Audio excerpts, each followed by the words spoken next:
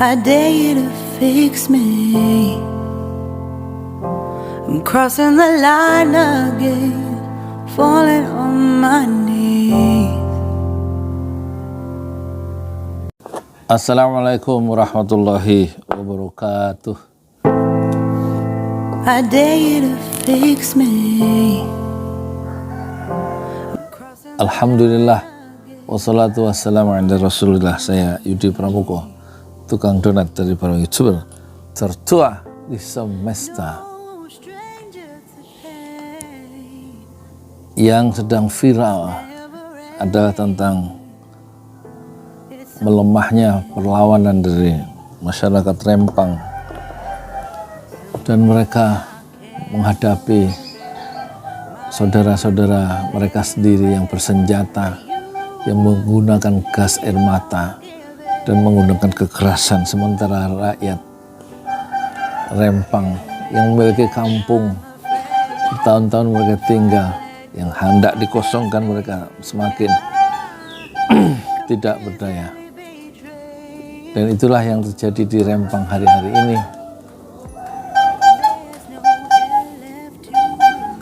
Ya, kita maklum ya, pedagang kecil roti nggak bisa kita salahkan. Rakyat kecil harus selalu dibela, meskipun dia ya tak jarang melakukan semacam gangguan ya terhadap keinginan-keinginan kita, terutama saat saya rekaman ini. Tapi rakyat berhak ya menolong dirinya sendiri. Tapi rakyat Rempang itu salah satu tokohnya dia heran, yaitu Bapak Sudirman, yang saya nggak habis pikir kok kita seperti diusir ya dari kampung kita sendiri.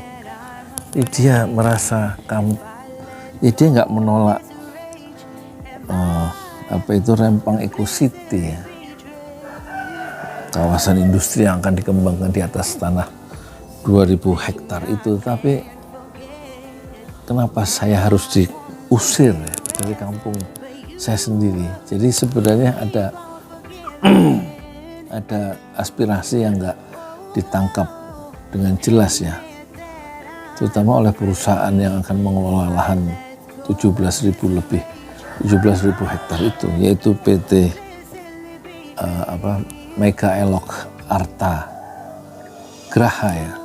Ini satu PT yang besar ya kekuatannya, dan tidak ada yang bisa melawannya.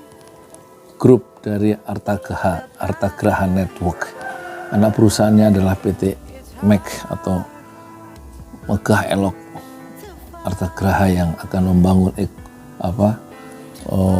Rempang Eco City itu. Pasti rakyatnya tergusur ya. Jangankan rakyat yang tidak punya senjata dan tidak punya kekuatan, Pak Jokowi sebagai presiden pun ya, tidak mungkin bisa menundukkan ya raksasa ini, perusahaan Arta Graha milik Tommy Winata ini, yang di situ sejak lama, sejak tahun 70-an kita tahu mereka itu mengerjakan proyek-proyek dari militer, dari angkatan darat.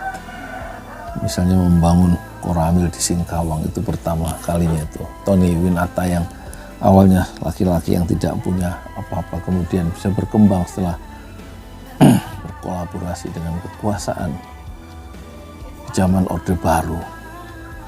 Dan ini perusahaan yang besar yang tidak bisa ditundukkan oleh siapapun di Indonesia ini, kecuali hanya bisa ditundukkan oleh Allah, yaitu Arta Graha Network yang memiliki anak perusahaan PT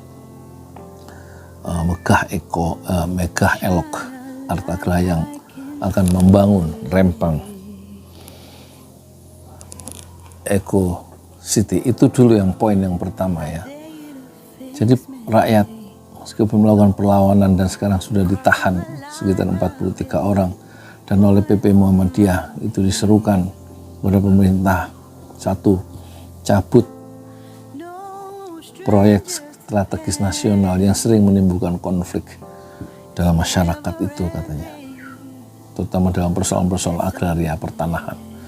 Kedua, PP Muhammadiyah minta dilepaskan 43 orang yang demonstrasi karena tidak ingin kampungnya diduduki dan dia terusir dari kampungnya sendiri. Dan berikutnya PP Muhammadiyah menyerukan supaya kekerasan dihentikan, kekerasan aparat. Jadi tampaknya betul ya, Rempang ini menarik bagi seorang yang memiliki kekuasaan, yang kemudian berkolaborasi sekarang dengan perusahaan Cina yaitu Xinyi Glass Holding Limited, satu perusahaan kaca yang besar di Cina dan akan membangun satu perusahaan kaca yang terbesar kedua di dunia setelah yang pertama ada di Cina. Dan ini mega proyek yang tidak bisa dihentikan ya. Apalagi sudah masuk proyek strategis nasional dan tampaknya Anies Baswedan juga tidak bisa membela rakyat itu meskipun dia bersuara kemarin supaya di dalam melakukan investasi hendaknya bukan saja investor yang untung tapi hendaknya rakyat diberikan keadilan untuk rakyat itu. Nah, keadilan itu yang terusik sekarang di Rempang itu. Jadi kita lihat yang bekerja di balik semua itu sebenarnya bukan pemerintah tetapi kekuasaan bisnis yang besar, terutama Artagraha Network yang pilarnya, 4 pilar bisnisnya adalah pertama tentang properti dan dia yang membangun SCBD ya. Kemudian dia bergerak di bidang sektor keuangan. Kemudian Artagraha Network juga bergerak di bidang agro industri dan juga jaringan perhotelan. Hotel yang pertama dibangun oleh Tommy Winata adalah Hotel Borobudur ya, tahun 74. Jadi sudah lama ya geliat usaha dari Tommy Winata ini yang sekarang akan membangun perusahaan yang besar di Rempang dengan membangun satu Rempang Eco City di atas tanah 2000 hektar.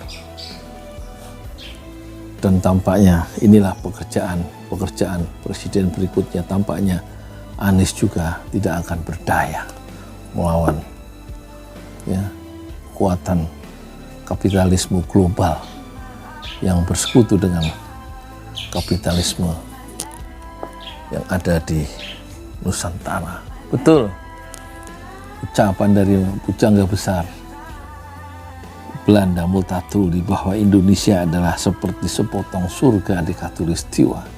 Dan kita lihat Indonesia penuh dengan keindahan, lautnya yang luas, hasil lautnya yang melimpah ruah sehingga dicuri ikan-ikannya oleh negara-negara yang lain, sehingga kapal-kapal dulu zaman Ibu Susi sebagai menteri itu diledakkan, tetapi ternyata tekanan internasional terhadap Jokowi membuat Susi ya, Pujiastuti harus tersingkir sebagai menteri kelautan. Kekuatan ekonomi global itu membuat Susi terpental ya, dan pencurian tentu masih berlangsung sampai sekarang di surga, di sepotong surga di Khatulistiwa. Belum nikelnya yang dikeruk habis-habisan oleh perusahaan-perusahaan Cina, nikelnya. Belum emasnya yang dikeruk sejak awal Orde Baru sudah lebih dari 30 tahun di Freeport sana. Sekarang akan dibangun ya, pengolahan apa itu istilahnya di Rempang ya. Dan Indonesia memang memiliki segalanya. Sungai-sungainya sangat indah, cahaya mataharinya hangat sepanjang tahun, anginnya tidak ada badai, tidak ada tornado di sini. Kemudian hutan-hutannya yang menggetarkan karena kedahsyatannya, karena kehijauannya. Dan itu sudah membuat maling-maling datang silih berganti dari berbagai negara sejak zaman Portugis. Tahun 1511 berhasil menaklukkan bandar Islam di Malaka. Kemudian setelah 100 tahun mengeruk kekayaan Indonesia, Portugis datanglah Belanda. 300 tahun dia menghisap semua kekayaan Nusantara, dan tapi penduduk pribumi itu sekarang sejak dulu itu tidak pernah kaya raya, tapi penjajah itu ya, oligarki dalam tubuh VOC itulah yang menjadi kaya raya, sementara pribumi menjadi budak-budak atau pekerja-pekerja kuli-kuli di perkebunan Belanda. Sekarang pribumi di Rempang itu juga tidak berdaya, justru diusir. Kita, kata Pak Sudirman, salah satu tokoh itu, kita sebagai pribumi kenapa diusir dari kampung kita sendiri, ya? Dan itulah konsekuensi dari kerakusan kapitalisme global, ya. Semacam kolonialisasi juga dalam bidang ekonomi dan politik itu juga akan menggerus penduduk pribumi dan akan memakan sepotong surga di Katulistiwa.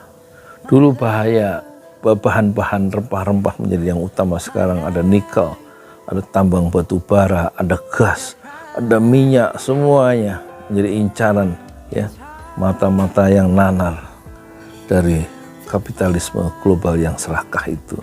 Tampaknya kita bersimpati pada rakyat Rempang yang mencoba terus melawan, tetapi tampaknya perlawanan itu kian melemah kalau dilemahkan oleh bangsanya sendiri yang bersenjata dan yang memiliki kekuasaan.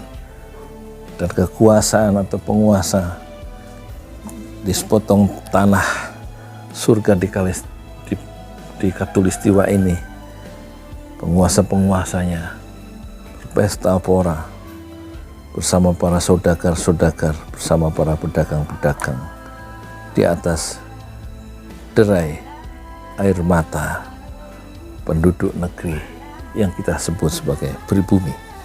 Saya Yudi Pramuko, tukang donat dari para YouTuber. Tertuah di semesta fasbir sobran jamina. Bersabarlah dengan kesabaran yang indah.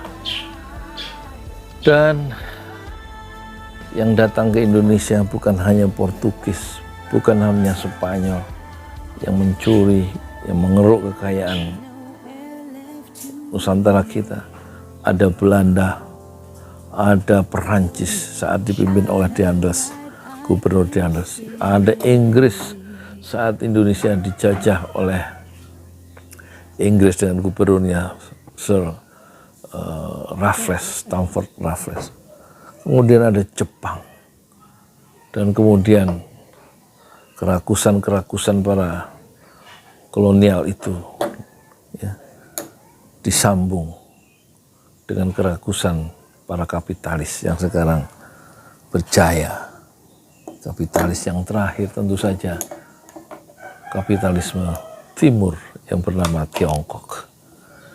Itulah nasib kita, dan moga-moga Allah mengubah negeri kita lebih menjadi sejahtera, lebih adil untuk penduduk negeri yang mayoritas Islam, yang sudah berjuang, ya, sejak lama untuk mengusir para maling-maling dari Portugis, dari Spanyol, dari Belanda, dari Inggris, dari maling dari Perancis, dan juga maling-maling dari Jepang. Bisakah Indonesia kembali berdaulat menghadapi proyek besar One Belt, One Road, satu jalan sutra modern yang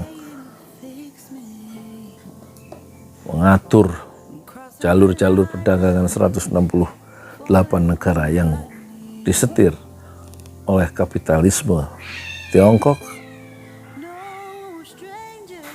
Silahkan Anda komentar.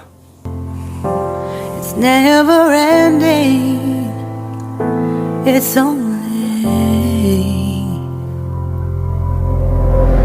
something I can't forget. My heart won't let it rest, but you keep on forgiving.